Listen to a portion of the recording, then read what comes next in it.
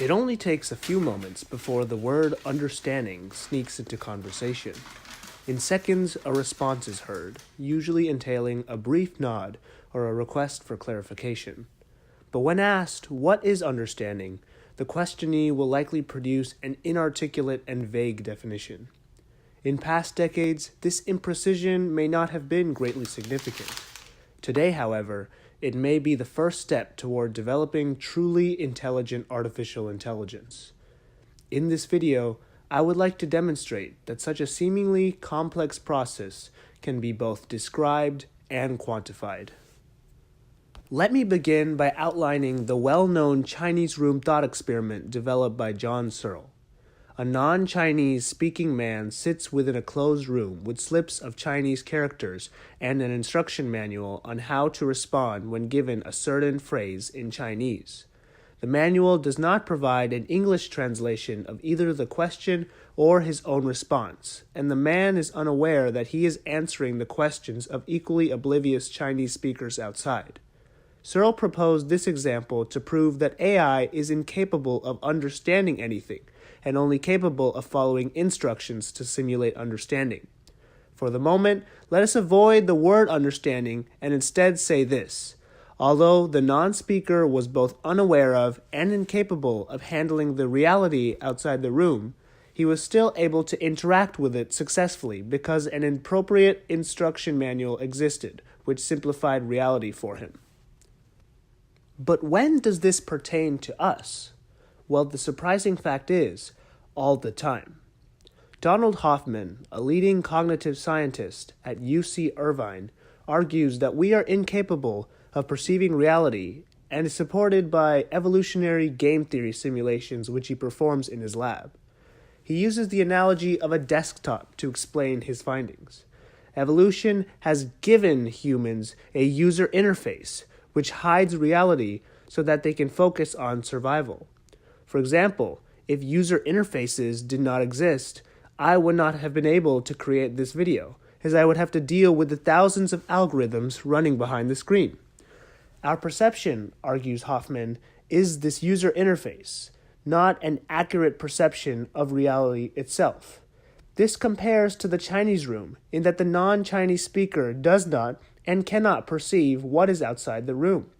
Instead, he must use a user interface, the instruction manual, to simplify reality into a more approachable format. According to the online etymology dictionary, the word understand comes from Old English roots that literally translate to stand in the midst of. Under, in this sense, does not mean beneath and is instead closer in meaning to the Latin inter or Sanskrit entar, which both mean between or among. I imagine that the creators of the word pictured understanding in this way. The thing to be understood may have been viewed as a library filled with books, while understanding as opening its doors to be in the midst of its information. While this image may not perfectly match the creator's mindset, it at least demonstrates that understanding is tied to the process that Hoffman was describing in his analogy. With a user interface, one can stand in the midst of certain information, both able to access and interact with it. Using Hoffman's idea of a user interface, I developed a theory which envelops all forms of understanding. From a big picture standpoint, the theory may seem to oversimplify its subject, which is why its terms need defining. An observation, the thing that is to be understood, can be thought of as a string of arcane symbols which hold little meaning to an observer. This is comparable to inputting unusual syntax within a computer program, resulting in an error during execution. The meaninglessness causes an observer to attempt to translate the observation into something more familiar. They begin by labeling the subject matter with the little meaning they found and what angle from which they desire to approach it.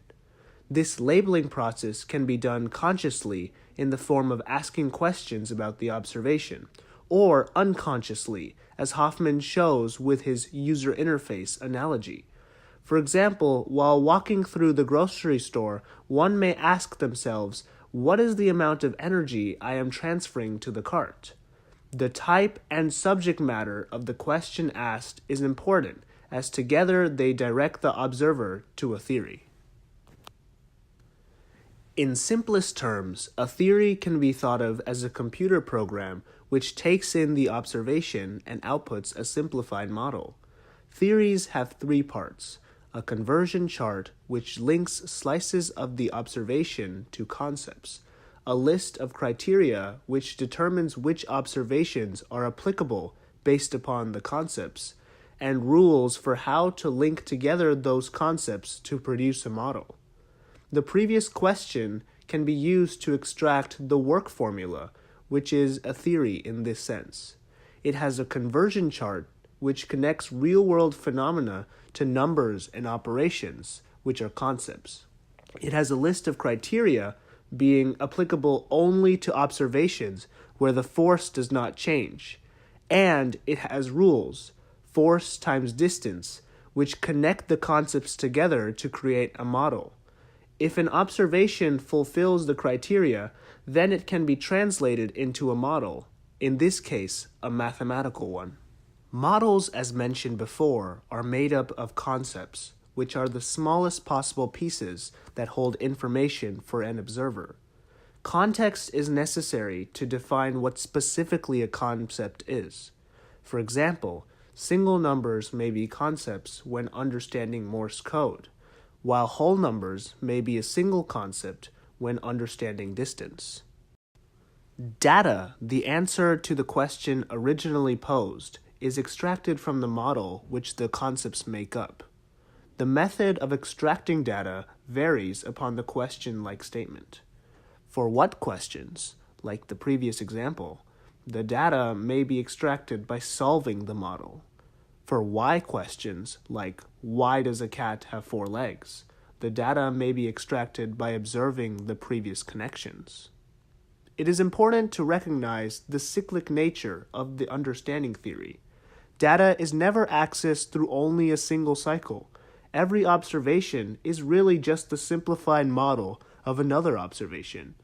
Before forming the previous question about cats, it is first necessary to have a model of a cat. All cycles of conscious understanding are only possible due to cycles of unconscious understanding. Having charted out the process of understanding, I now have the framework from which to quantify it. There are two parts of the understanding theory which will help create a formula: the data and the theory. Measuring the data is useful because it is the output of the understanding process, and if some faulty theory, model, or even question was used, it would impact the resulting data. To actually measure the data, all that is required is the accuracy formula quantified in number of concepts. The formula will have to depend on the type of model from which the data is extracted from. If mathematical, accuracy may be measured by how close the data extracted is to the value accepted by the one measuring. If not, it may be measured by the amount of concepts extracted out of all of those accepted by the one measuring. Having quantified accuracy, the next challenge is quantifying the value of a theory. This can be done because among two different theories that output the same data, one will be applicable to more observations than the other. For example, the work formula taught in introductory physics classes is less useful than its calculus-based counterpart. This is because the former only applies to situations where the force remains constant, while the latter applies to situations where the force remains constant or changes. So the more valuable theory is that which applies to the most situations. An objection might be made that the more versatile theory may be most tedious to use. While this is true, the versatile theory still holds more value in the sense that it facilitates the observer's ability to see the big picture. Looking at these two different theories, it is apparent that the second one is much more versatile than the other. The latter also better captures the nature of the observation. Morse code is a cipher for languages, not a language itself. So what needs to be quantified is the versatility of a theory. But how can this be done? This is possible by considering the criteria of a theory. The less criteria, the more versatility. Just as a side note, this idea is captured by the well-known Occam's razor, which recommends the simpler theory due to the greater applicability.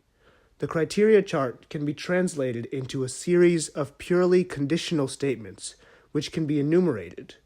Thus, the final part of the understanding formula is this number of conditional statements, and is placed on the denominator because it inversely relates to understanding. Returning back to the Chinese room argument, this theory of understanding reveals that we become the non-Chinese speaker whenever we attempt to understand anything.